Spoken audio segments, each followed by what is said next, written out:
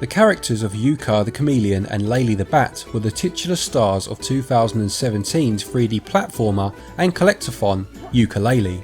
Developed by Playtonic after an incredibly successful Kickstarter campaign, excitement was high owing to the fact that a lot of the staff at Playtonic were members of Rare when they created hit after hit during a very fruitful relationship with Nintendo. Well, this new game goes down the 2D platforming route. Can it give the Switch's best a run for their money?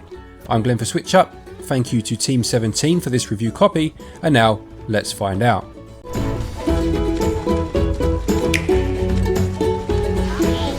The story sees Yooka and Laylee needing to stop the evil Capital B, who has created a mind control device called the Hive Mind.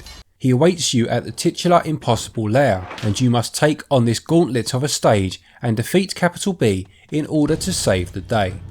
Yooka-Laylee and the Impossible Lair is a side-scrolling platformer with a 2.5D perspective. What makes it interesting though is that you are free to attempt the Impossible Lair whenever you want. However, it is an extremely long and unforgiving level with no checkpoints, making it almost, well, impossible.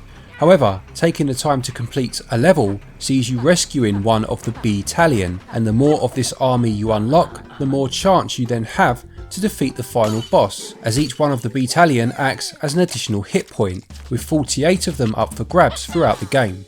Should you attempt the Impossible Lair at any point, the percentage progress of your best attempt is displayed afterwards, and it's only when you battle on for some time, only to die and then see you were 7% of the way through the stage, that you get a sense of just how daunting this level is without those reinforcements. Looking at the regular levels, each one contains a number of pitfalls or hazards that you must successfully navigate, and enemies of course to defeat. Enemies can either be taken out with the age-old move of jumping on their heads, or by way of a roll attack performed by pressing the Y button. In fact, this roll is useful in more ways than one, as not only can you defeat enemies with it, but it can also be used to navigate small gaps and will act as an extension to your jump, potentially allowing you to reach platforms that are a little further away. The two main characters, Yooka and Laylee, are bound together and therefore act as one, and this is what grants you your hit points. Get hit once and Laylee will fly away from Yooka in shock, and you have a short period of time to grab her and reclaim that hit point. Failing this and Yooka will continue alone. Get hit again at this point and you will lose a life. Lives are infinite, and checkpoints, taking the form of these scanning machines, are fairly frequent throughout the levels, so you are never taken back too far. There are normally about 4 of these per level as well. Plus, these bat bells will see Laylee return to you should you ring one after losing her. There is a top-down overworld map to piece the individual levels together, and this is a lot more interactive than it initially appears. It isn't just a case of walking from point A to point B, but more a case of some basic exploration and some minor puzzle solving in order to reach each new level. This was quite a surprise, as I was expecting a straight 2D platformer, and although I initially found it a little odd being out of the levels almost for as long as being in them at times, these overworld sections certainly started to grow on me. You will even need to manipulate the overworld by completing pagey challenges. Success in these will see the pages assist you by clearing a path to a new area. Within each level you will find 5 coins, affectionately known as TWIT or TWIT coins, and these are your traditional collectible. They will be hidden just off the beaten path for the most part, behind fake walls, or only reachable by bouncing on an enemy first. In fact, it's a good idea to not break any of the wooden crates in a level before first checking that they aren't needed to reach a hidden area that may contain one of these coins. The purpose of these coins is that you can then pay Trouser the Snake to unlock new areas of the overworld map, humorously hidden behind paywalls, and paying the prerequisite number of TWIT coins to Trouser will remove the paywall. Once you have uncovered a level in the world map, you can warp straight to it at any point after this. As well as the TWIT coins, levels are also full of quills, and these act more as currency, and their biggest use is to help you to purchase tonics. Shortly into the game you will run into Vendy, who informs you that her tonics are scattered throughout the game world.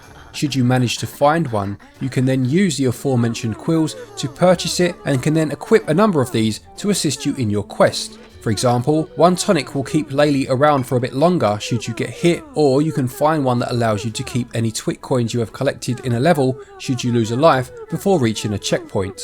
There are a huge number of these to find and subsequently purchase, and not only do they act as a further collectible, but they also allow you to customise your experience to an extent.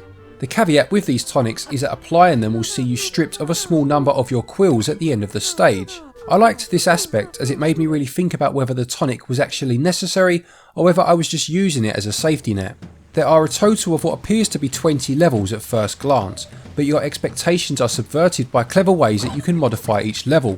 For example, Chapter 4 is a water level, but you will be able to freeze the level at a certain point and replay it from a new, icy perspective. This was quite an ingenious idea and effectively doubles the level count because although it is still technically the same level, the change may open up new pathways or introduce a completely new element.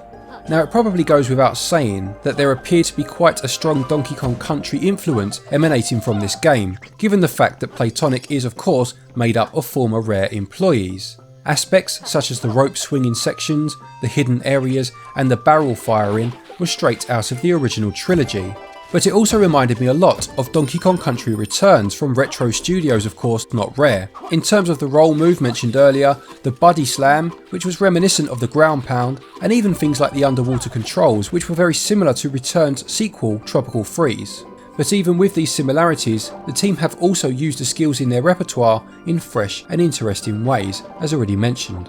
Level design is tight and intuitive, with secrets to find and platforming that is challenging but gratifying, a very healthy combination, and gameplay receives 18 out of 20.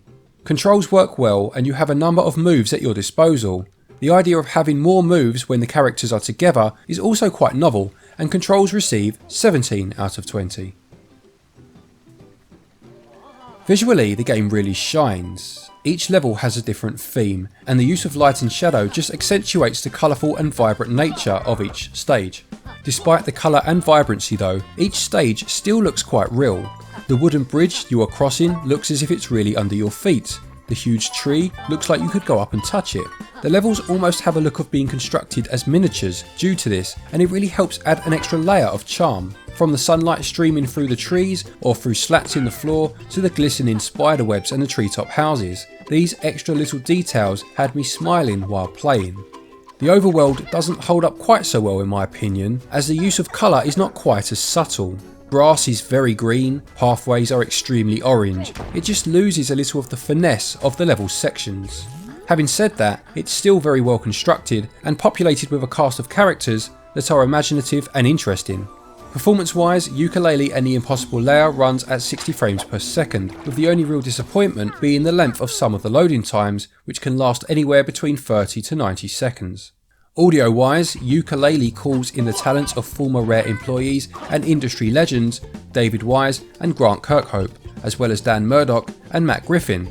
It gives that feeling of the music being new but instantly familiar at the same time, and the soundtrack really is top notch. The way that the music changes as you move through the level, keeping the same beat but exchanging one instrument for another, perhaps changing from being wind or string based to percussion based, brings every level to life.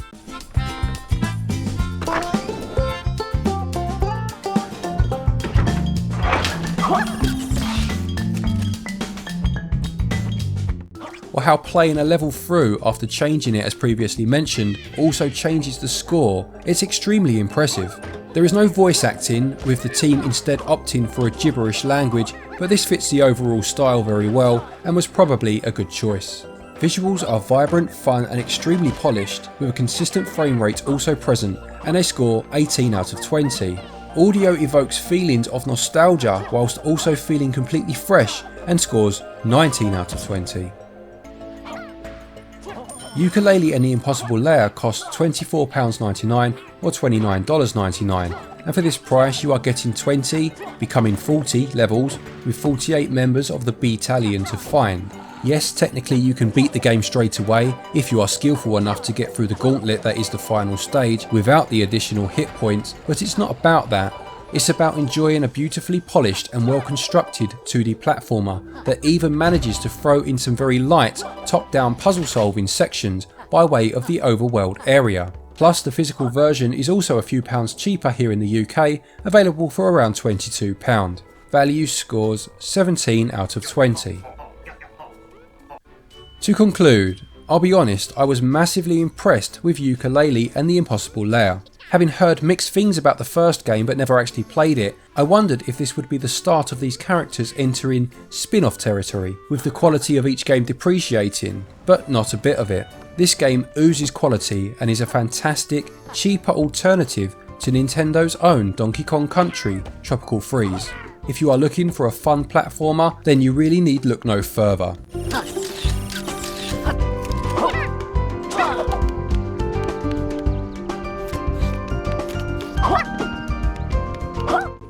Yooka-Laylee and the Impossible Lair gets a SwitchUp score of 89%.